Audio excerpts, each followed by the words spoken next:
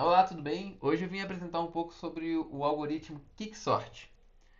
Falando do Quicksort, hoje o Quicksort ele resolve um problema que ele é muito comum hoje na nossa vida como desenvolvedor, né, nas linguagens de programação, que é relacionado à ordenação de forma crescente ou decrescente de um array de números, de forma que os elementos eles fiquem organizados, né? A gente pega o array que está desorganizado e a gente tenta organizar esse array.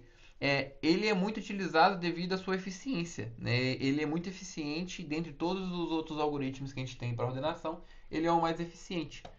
E um exemplo de uso dele é, por exemplo, a gente tem esse array que não está organizado, na verdade estão com os números bem espalhados, e a gente organizou ele de forma crescente, né, do número menor para o maior. Em questão das aplicações, hoje do Quicksort, ele é amplamente utilizado em diversas aplicações devido à sua eficiência, como eu tinha falado.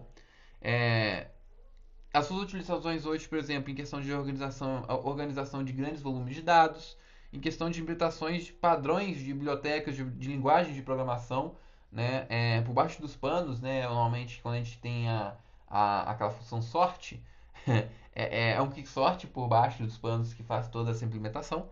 Em questão de sistema de banco de dados, para organização de registros, é utilizado para muitas coisas hoje em dia. Em questão da solução, ele tem três paradigmas relacionados à divisão e conquista, hoje o Quicksorte. Ele aborda três etapas, a divisão, a conquista e a combinação. A divisão, ela particiona o arranjo em dois subarranjos, de tal forma que todos os elementos do subarranjo sejam menores ou iguais a um pivô, que a gente escolhe, e todos os elementos do subarranjo sejam maiores também que o pivô. Ele tem dois subarranjos, né? Ele vai formar dois subarranjos, em que um é menor que o pivô e o outro é maior que o pivô. E o conquista em si, né, na verdade não passou o slide, o conquista, o objetivo dele é aplicar o quicksort recursivamente aos dois subarranjos, tanto o que é maior que o pivô quanto o que é o menor que o pivô, e a combinação que com esses subarranjos que já estão ordenados, né, após a chamada recursividade, não é necessário o trabalho adicional de combiná-los. O arranjo completo já está ordenado no final, né, que é a parte da combinação. Em questão da solução, o Quicksort, o algoritmo, assim, a implementação dele, ele recebe três tipos de parâmetros. O primeiro é o array, que vai ser ordenado. O segundo parâmetro é o P, que é o índice inicial do array. O terceiro parâmetro é o R, que é o índice final do array. Aqui eu acho que não preciso falar mais ou menos como que é, mas é um pouco da explicação da partição, que é a chamada recursiva que a gente vai chamar dentro do Quicksort. Para fazer essa ordenação dos nossos dados, né, do nosso array. Eu vou explicar mais para frente detalhadamente como funciona essa partição, mas esse é o código de implementação em Python, né, da nossa partição, e esse aqui é do Quicksort. Em questão do funcionamento do algoritmo, vamos lá. Entendo que o meu i ele vai ser a marca final da região dos elementos menores que o pivô. O j ele vai ser o índice que a gente verifica cada elemento do array durante a partição. E o meu q, né, ele vai ser o meu pivô. O pivô a gente pode mandar na função escolher qualquer número do array para começar. Podia ser o 3, podia ser o 8, podia ser o 2. Mas nesse meu exemplo, eu quero começar com que se o pivô fosse o último elemento do array. Como que funciona? O meu J ele está mostrando o elemento que eu estou verificando. O meu I é o último elemento que eu troquei de posição comparado com o meu pivô. E aí toda vez que eu trocar um elemento, o meu I anda uma casa. E a cada vez que eu vou verificar um número novo, o meu J anda uma casa também. Então vamos lá.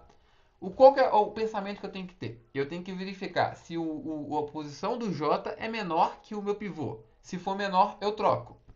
Eu ando uma casa com i e troco, na verdade. Então, por exemplo, o 9 é menor que o meu pivô? Não, ele é maior. Então, eu ando uma casa com j e o i permanece. O 4 é menor que o meu pivô? Sim, o 4 é menor que o meu pivô. Então, eu mantenho meu j, ando uma casa com o i, troco a posição do j com o i. Pronto. Qual que é o próximo passo? Ando com o j de novo. O três é menor que o meu pivô? É. Eu ando uma casa com i, troco a posição do j com a do i. Agora eu ando mais uma com o j.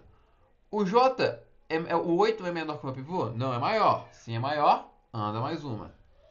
O j, o 2, ele é maior ou menor que o meu pivô? Ele é menor. Se ele é menor, eu ando uma casa com o i e troco a posição do j com a posição do i. E você vai fazendo isso até o j chegar no pivô. Vamos lá, o j vai chegar no pivô.